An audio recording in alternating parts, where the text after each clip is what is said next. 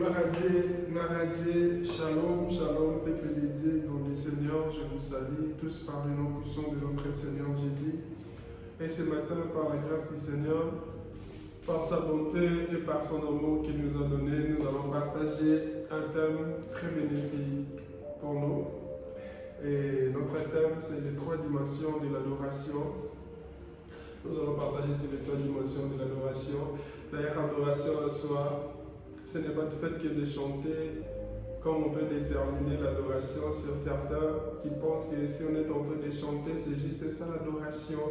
Là, c'est une partie qui contient l'adoration, mais l'adoration, c'est un mot global, c'est un mot très vaste qui contient plusieurs actions dans la présence de Dieu, y compris évangélisation, c'est l'adoration. Y compris donner les offrandes, c'est l'adoration. Mais quand nous chantons, là, c'est une partie des chants qui adorent les seigneurs. Et je vais parler de ces trois dimensions. Nous avons les trois dimensions, les dimensions du corps, nous avons la dimension de l'âme et de l'esprit. Les corps, on peut prendre des parvis. De l'âme, on peut prendre les lieux saints. Et de l'esprit, nous montons dans les lieux très saints. Ceux qui se limitaient dans le niveau des parvis n'entraient pas dans les lieux saints.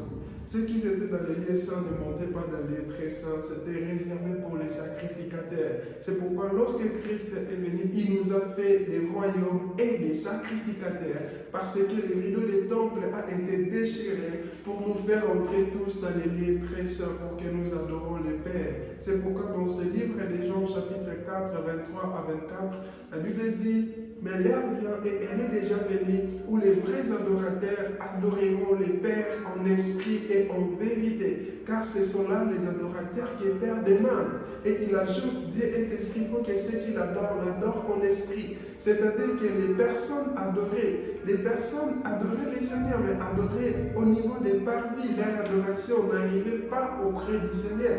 Ils adoraient, mais ils adoraient au niveau des lieux saints. Leur adoration n'arrivait pas au Seigneur. Il fallait maintenant aller dans les lieux très saints, là où habite la présence de Dieu.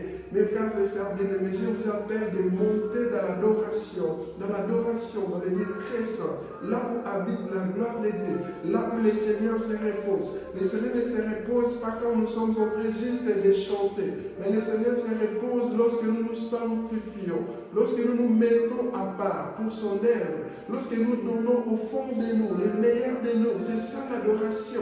Dieu attend que tout de nous lui appartienne. Dieu attend que nos corps soient à lui. Dieu attend que nos jeunesses soient un moment d'adoration pour le Seigneur. Dieu attend que nos vies soient l'adoration. Il n'attend pas que ta bouche, il n'attend pas que ton offrande, il n'attend pas que tu partes à l'église, mais il attend que ton cœur, et que ta vie, et que tout de toi soit en lui. Soyons des adorateurs qui adorent le Père en esprit.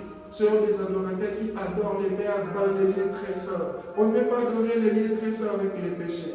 Tu ne peux pas adorer le Père dans les lieux très saints avec une vie qui ne concorde pas avec la sainteté. Sanctifions-nous pour adorer le Père dans les lieux très saints et que Dieu vous bénisse abondamment. Merci.